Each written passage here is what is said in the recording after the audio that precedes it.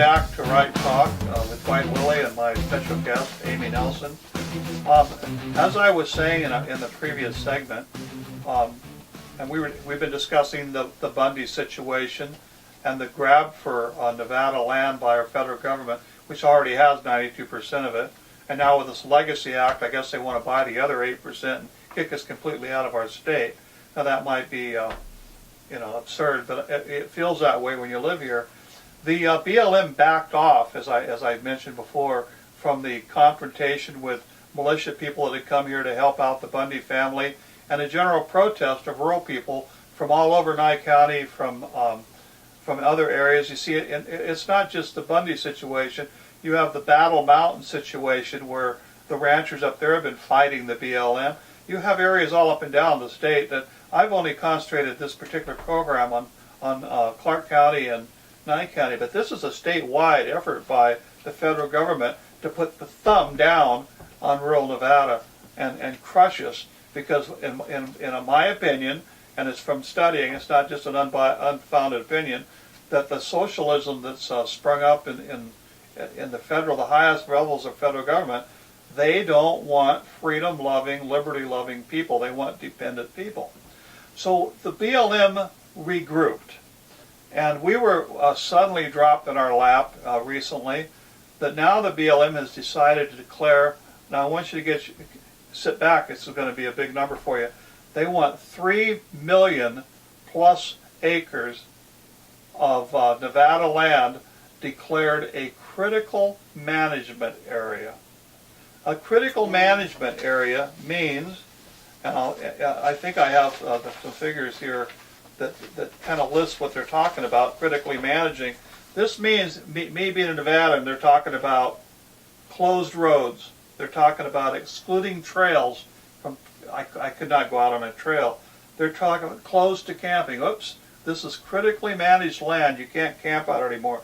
No recreational vehicles. All of the ATVs, and which is a big, if you live in the ocean, I assume people from California and the East Coast will be viewing this. You go out in your sailboats and you surf and you go to the beach. Well, here in the desert area, people go to dune areas and they go out into the desert and they ride their ATV, because this is our form of, I guess you call sailing in the desert, is what you do with an ADV or and dirt bikes. And dirt bikes, and this is what people here do. Hill climbs. So forget about that. Closed to motorized travel.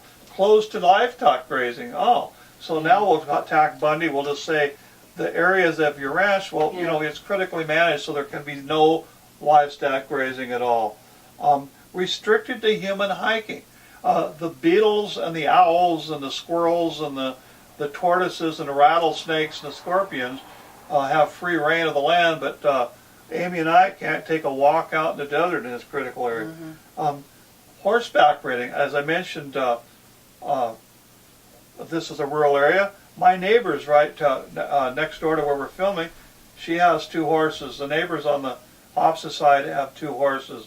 The people behind us have goats, chickens. I mean, we're a rural area out here, even though there's housing here. We're a rural area, so forget about horseback riding anymore in this rural area. Closed to mineral development. Now I mentioned that. Remember, we are a mineral state here. Nope, can't do that. Oh, get this. Closed to water access. Mm-hmm. Now we're in a desert here in Pahrump, and in Nye County we get less than 4 inches of rainfall a year. Everything is groundwater here. Mm-hmm. This is going to be part of another program we're going to be covering in the near future. And closed to hunting and target shooting. Now, people that have guns, it's not to go wave them around and put them in your face. You don't see that. You see people walking around with their handguns on their hips, because in a rural environment you've had problems historically with snakes, with mountain lions, and all sorts of things you can come up on. Yes, you can, and you might need to protect yourself.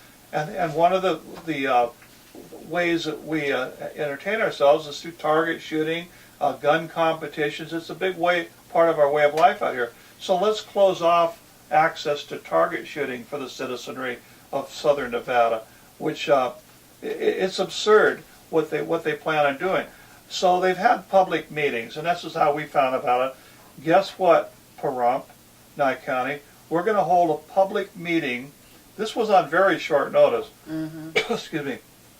In Pahrump at the major Bob Rudd Center, which is where we gather for everything from government meetings to festival.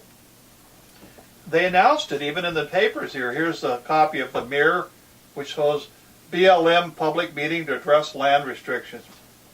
What's the date on that? This is dated November the 13th, which was the day that the meeting was going to be held. Well, the word got out amongst people that lived here. Hey, they're coming here. They're going to make a grab for our land under this critical management. We need to go down there and talk to them about this and say our piece. Well, you can't talk to them. You could speak, I suppose, but the only accepted comments that were going to be allowed to be considered, you had to have it in a specific form that you could get from the BLM. And in this critical management fiasco, it's over 1,200 pages long. So if you wanted to protest some particular part of it or make comment on it, you not only had to have the form, but you had to be able to go directly to the page and the article and the wording that you were addressing. Now you can imagine what a farce that is, to expect people to be concerned about their livestock, for example, or be concerned about whether they're going to be able to ride their horses in a certain area. No, you're going to need to go to the page in this that addresses that. So, as I understand it, I was not able to go to the meeting. Amy, how many people would you say, Amy, were down at the meeting? Hundreds. I got there approximately 3:15 in the afternoon, and we were told once that the meeting was going to be at 6 p.m.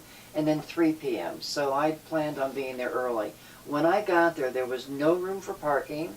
There were hundreds of people with protest signs, even out on Highway 160, within the parking area and all around Bob Rudd Center. And the media, the local media, was there filming, and we had word that the BLM had to cancel their meeting. And it didn't deter the citizens overnight that heard about this to show up. I mean, that was an overnight. And it was literally overnight. Yes, and so if they gave us warning, or notice that they were going to be here in 2 days, you can only imagine how many people would show up, because it affects every single person living in this county. And I think that they would be met with great protest.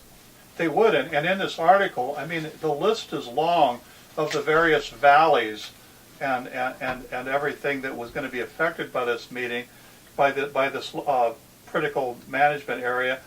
And so they pulled up. Now, I consider them closing off the meeting. They thought, well, we're just probing. You know, we're talking about people that are not ethical people that we're dealing with here. I mentioned that. These people have no qualms. In a Communist Manifesto in this Saul Alinsky, the ends always justifies the means. What they intend to do, destroy the rural life out here, to put a thumb on it and stop the, I guess you'd call it the rural effects that would go directly against socialism. The freedom way of life. The freedom, the liberty, the rural life, the liberty and freedom we all enjoy.